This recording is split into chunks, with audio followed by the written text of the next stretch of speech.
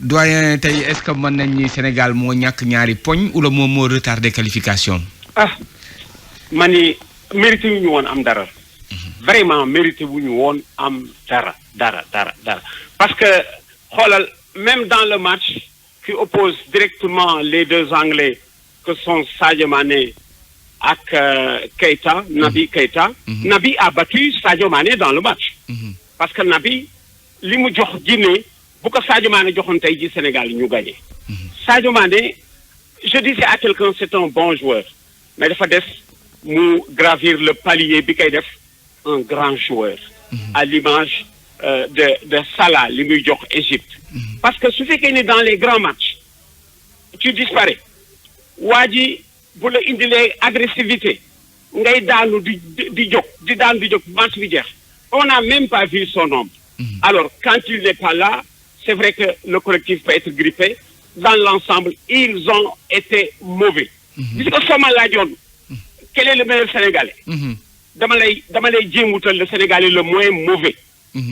damay jéem seet ci quel est le Sénégalais le moins mauvais ci bii match. voilà Cheikhou Keita wala Bouna Sarr. non le Sénégalais le moins mauvais man tey jii peut-être je t'aurais donné peut-être Pape Abdou Cissé. peut-être Pape Abdou Cissé. ci ballon yi nga xam ni il les a souvent grappillés bien que moom technique am dafa des.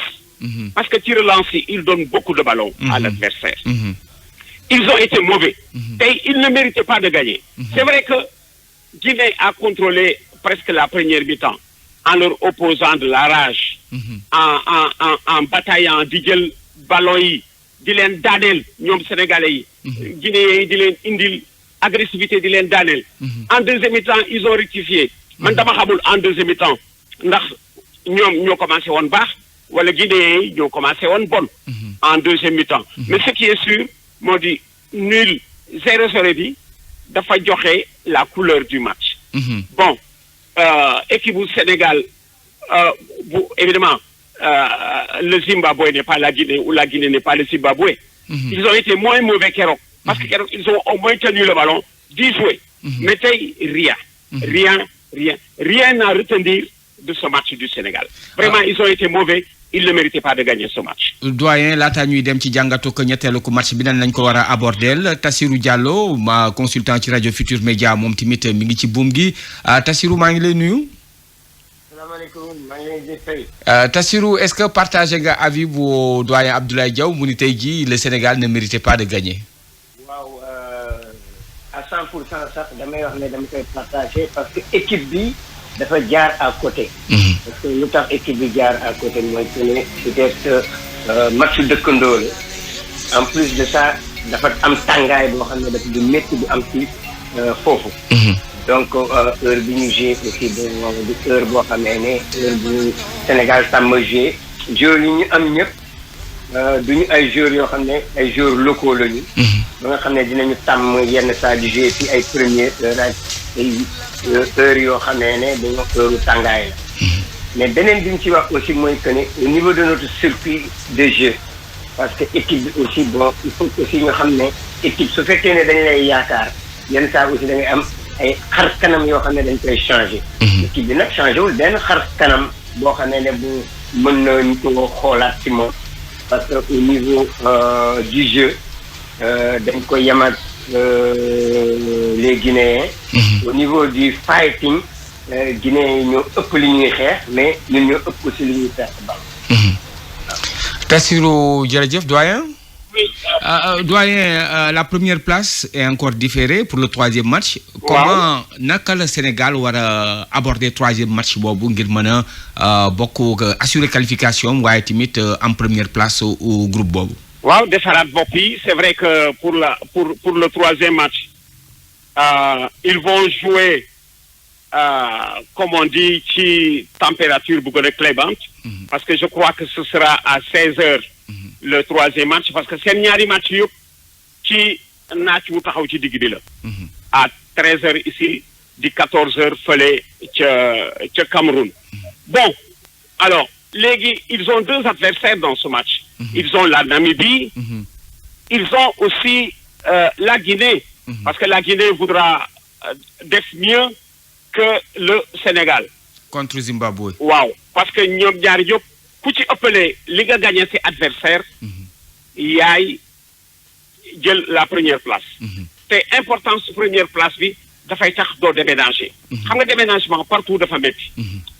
nee nañu ku déménager la première nuit am na sax ñu ni pendant 2 nuits doo nelaw. boole ceeg voyage bi alors il vaut mieux se qualifier en enlevant la première place pour toog fii au moins.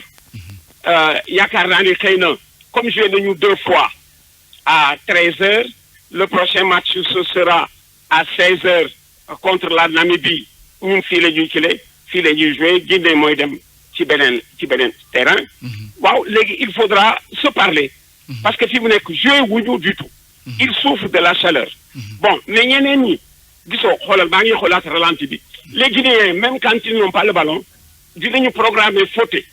alors loolu moo di lan dafa lay jox tegtal ci état d'esprit bi ñu indi même quand ils n'ont pas le ballon ils viennent fauter délibérément sur l'adversaire muy tegtal alors xoolaatal ci ralenti bi bal bi nga xam ne Bouna Sarr war na ko dugal gardien bi nekk fi y a un arrière sur la ligne de but ils ont manqué de sérénité et de solidarité parce que ci tàngaay bu mel nii bal bi am na effort boo xam ne soo ko defee defal ci sa xel ni keneen da ko mën terminer yow mënatoo ko terminer.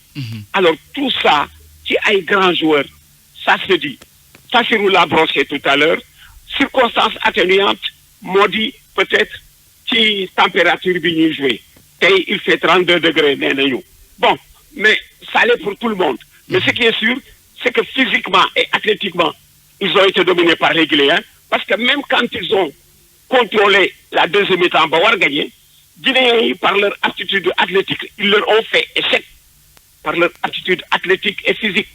agressivité di leen daaneel.